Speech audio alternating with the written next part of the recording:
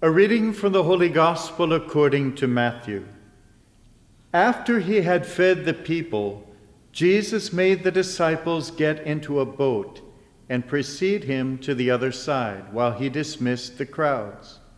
After doing so, he went up on the mountain by himself to pray. When it was evening, he was there alone. Meanwhile, the boat, already a few miles offshore, was being tossed about by the waves, for the wind was against it. During the fourth watch of the night, he came toward them walking on the sea. When the disciples saw him walking on the sea, they were terrified.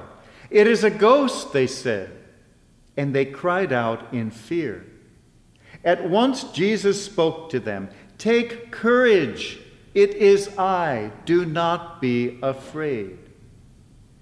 Peter said to him in reply, "Lord, if it is you, command me to come to you on the water."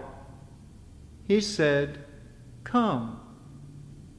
Peter got out of the boat and began to walk on the water toward Jesus. But when he saw how strong the wind was, he became frightened, and beginning to sink, he cried out, "Lord, save me!" Immediately Jesus stretched out his hand and caught Peter and said to him, "O you of little faith, why did you doubt?" After they got into the boat, the wind died down. Those who were in the boat did him homage, saying, "Truly, you are the Son of God." The Gospel of the Lord. Once the actor and writer Robert Benchley went to his bank to take out a loan. And he was horrified when the bank gave him the loan immediately and without question. He promptly closed his account, saying, "I don't trust any bank that would loan money to such a poor risk as me." Life is filled with risks, and sometimes you have to take those risks. Sometimes it seems the older we get, the riskier life becomes. Today we hear of another very risky situation.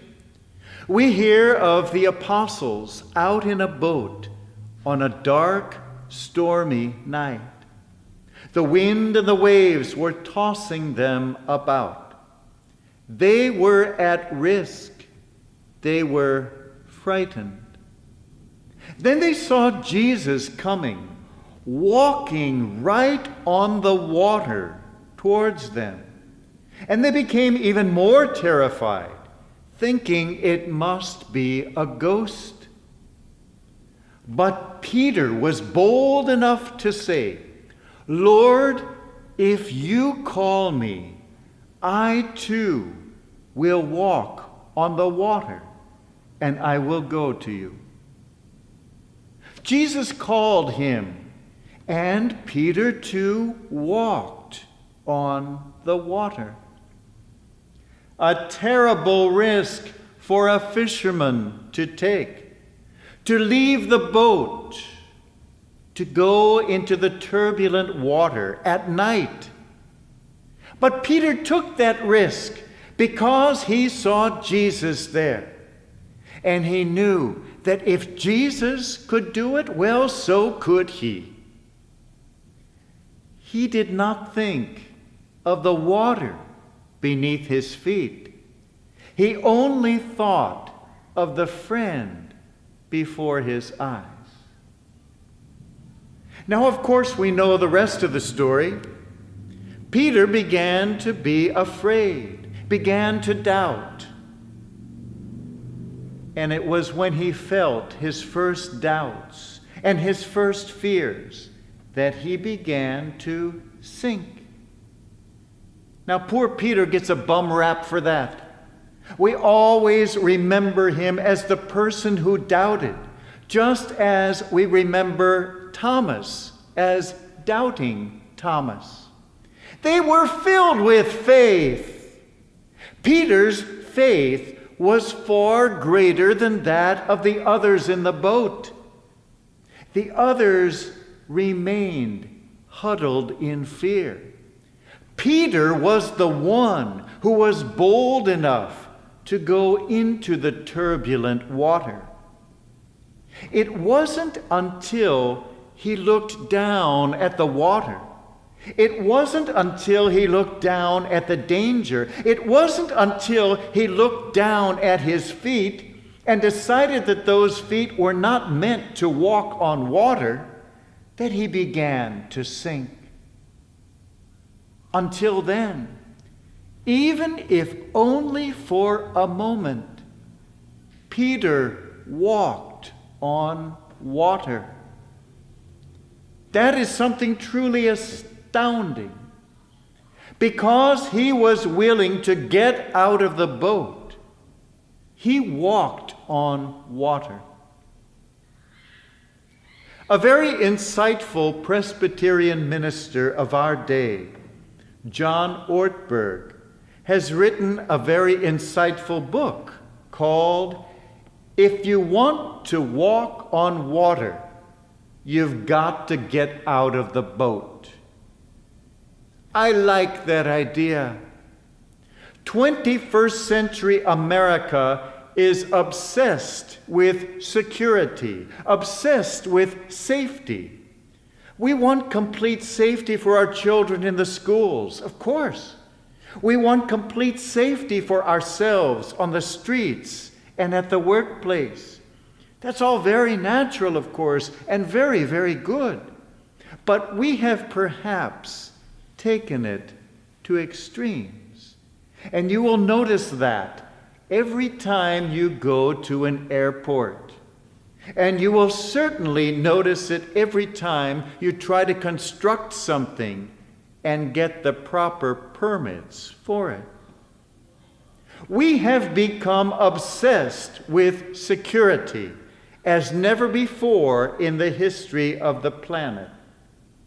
And yet, life is filled with many, many risks. Leaving the boat is risky. Going into turbulent waters is risky. Going against the current is risky. But it is only then that we have a chance of walking on water. Who would ever wish to walk on water?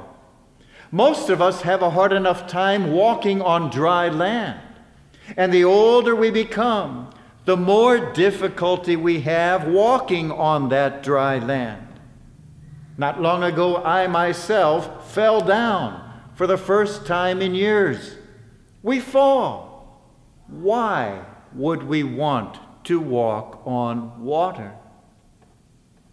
Well, I don't know about you, but ever since I was a child, I have had recurring dreams of flying. In my dreams, sometimes I am treading the air just like I would be treading water, and my feet are not touching the ground. It seems to me so natural until I wake up. When I wake up, I'm so surprised that I'm not able to tread air like I can tread water. We can do things in dreams because there are no inhibitions there. No one to tell us what is possible and what is not. When we are awake, we prefer safety.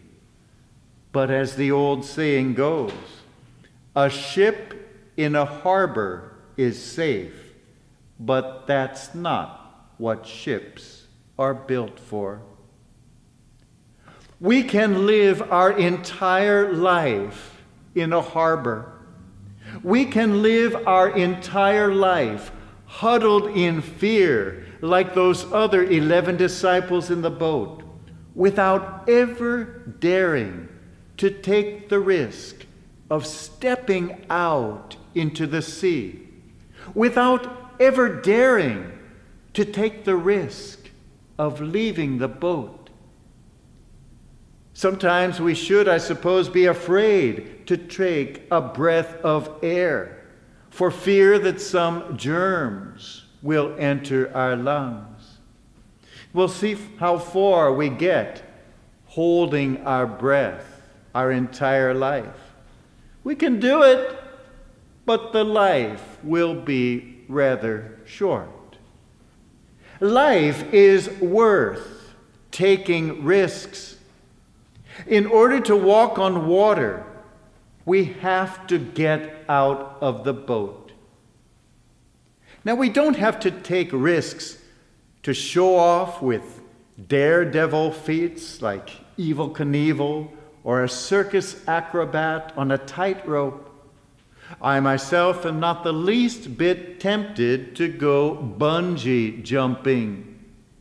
But like Peter, when we are face to face with something and someone greater, when we hear God calling us to something beyond our comfort zone, to something extraordinary, to something heroic or prophetic, then it is worthwhile to get out of the boat, to enter those choppy waters, and we will find that we too are walking on water.